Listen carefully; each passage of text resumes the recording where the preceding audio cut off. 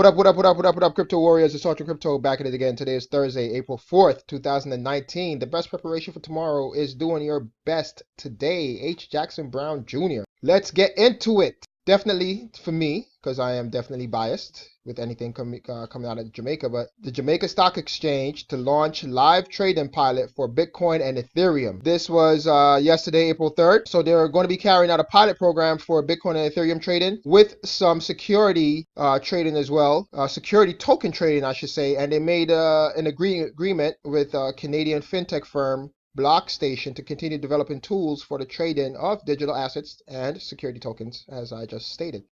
Great news. And this big wave of liquidity will be coming into the market, coming into the space by, just more countries coming on board and adopting Bitcoin and cryptocurrencies. All right. So again, I hope that actually the regular everyday Joe in Jamaica will be able to take advantage of this, because being able to trade and invest in cryptos will, change the lives of many people. I sounded like Donald Trump there, just like a quick second, right? Many. So, I believe in Bitcoin. I believe what it will do, and I believe in the future of cryptos, being able to set us free and give us the financial freedoms that we're looking for. Next, we have major stock exchange, Swiss Stock Exchange 6 list XRP exchange traded product. So while we have here in the US, we are waiting on the big white whale, the Bitcoin ETF, so to speak, right? We're waiting on it here in the US. We have other countries moving forward with their development of Bitcoin and having a Bitcoin or crypto exchange traded product. This is a worldwide thing. People aren't going to sit around and wait for the US to get on board and realize that this thing is here to stay. So Swiss Stock Exchange 6 launched their exchange traded product, XRP based exchange traded product. And this is a quote coming from someone that works there. We can comfortably say that we expect to release to the world's first XRP ETP within the next 2 months. They also have been approved for 4 more ETPs from other altcoins: Bitcoin Cash, Litecoin, XLM, which is Stellar, and EOS. So we can look forward to that over the next couple of months, these things to be launched. And it's good for the space. Again, if you think that it's good for the space, me personally, I don't, because we don't need the traditional market, so to speak, to come into the space. We were the ones that took, Bitcoin up to $20,000, and we will be the ones to take Bitcoin from the lows they are currently to the moon. That's just my beliefs. And speaking of the SEC staff published framework for determining if I just hit my mic, I'm sorry. So SEC staff published framework for determining if digital assets are investment contracts.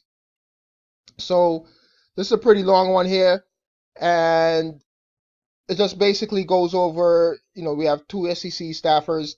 They came out with some, a framework for digital assets, and they gave some kind of guidelines and rules and regulations for digital assets to let projects know whether or not they will be considered securities in the future.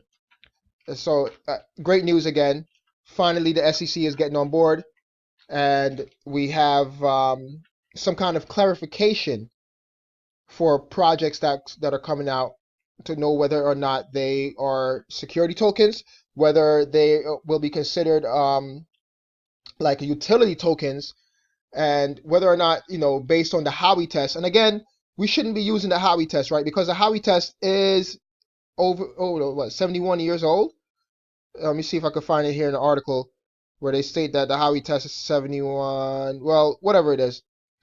So yeah, here it is. In accordance with the 71-year Howey test, cryptos need their own framework and their own set of rules and guidance, not based on the Howey test.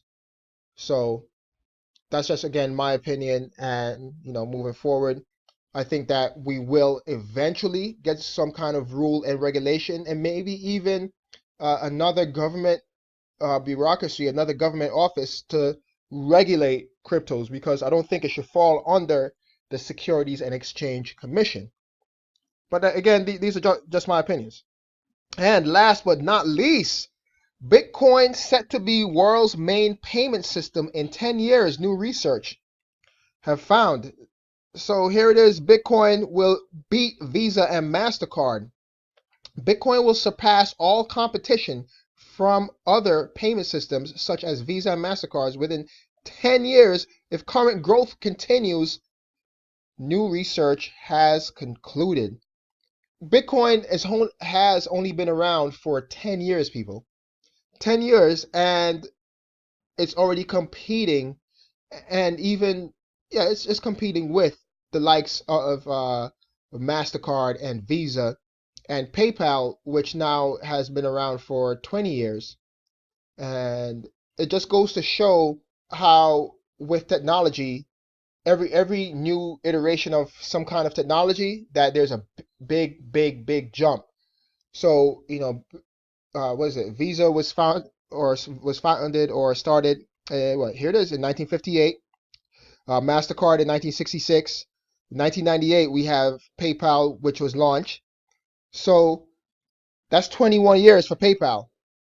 PayPal is already competing and even surpassing MasterCard and Visa. But here comes Bitcoin, only half the not the half the size, but half the age of PayPal, because it's only 10 years old, but it's about to surpass PayPal. So with every new iteration of technology, it speeds up, and Bitcoin, here, I love the infographics down here, the statistics. So here are some stats.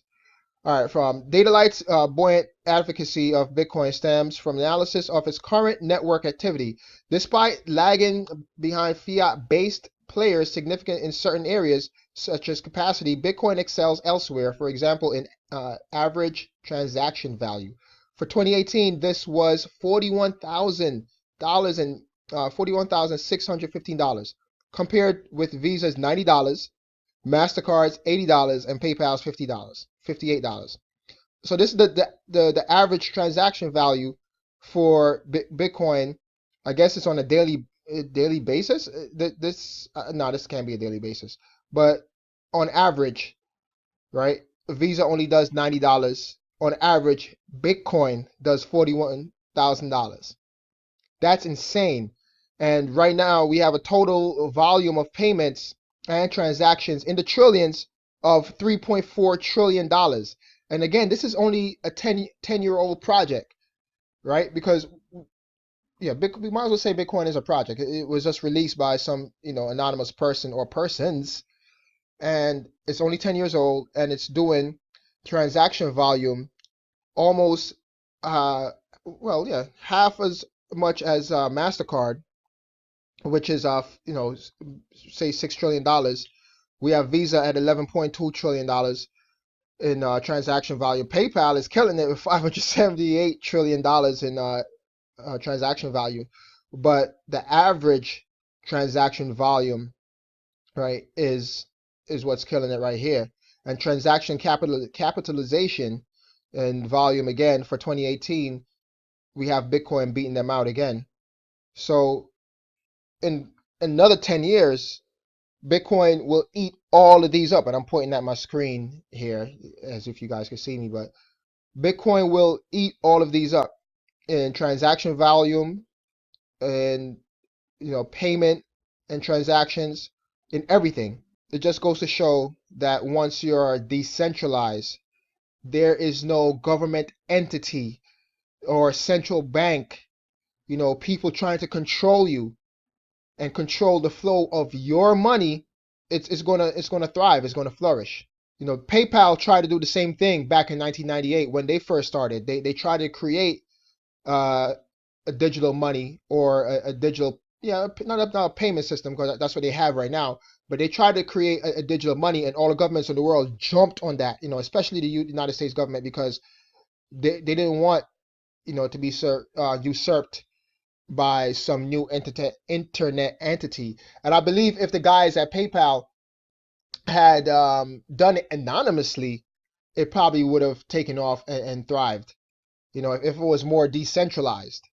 So here we are, a decentralized payment system, a decentralized currency. They're going to usurp all other, or not they, but it will usurp all other payment systems and monies around the world within the next 10 years, maybe even 5.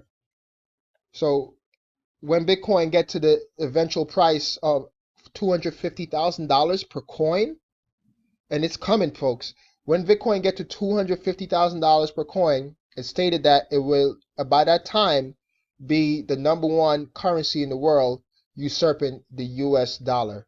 And by then, we will probably have governments using it as a reserve currency. We see that Russia is buying up gold, right? We see that Russia is buying up Bitcoin. This way they could avoid US sanctions and still transact and do business worldwide without the US government and SWIFT butting in. So here it is, man. The proof is in the pudding, so to speak. And yeah, Bitcoin, it's the truth. All right, so decentralized glance. Elsewhere, I'm going to just read this last paragraph here for you guys. Elsewhere, Datalight noted the benefits of decentralization in Bitcoin, which has over 10,000 data centers or nodes supporting its network, compared to 119, 98, and 51 for Visa, MasterCard, and PayPal, respectively. So decentralization is the way to go. Not having that central entity.